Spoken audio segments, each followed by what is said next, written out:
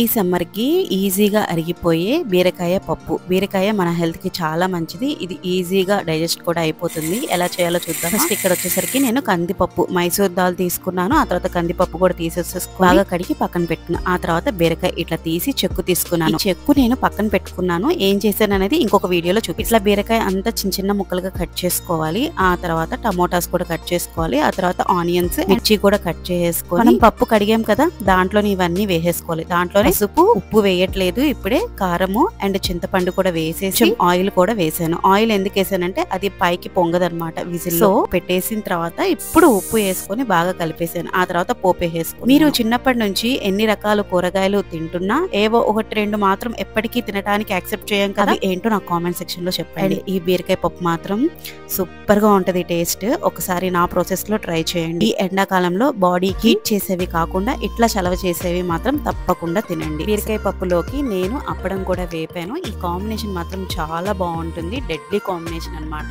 ఒకసారి ట్రై చేయండి. మీకు కనుక నా కంటెంట్ నచ్చితే ప్లీజ్ డూ సబ్స్క్రైబ్. బాయ్.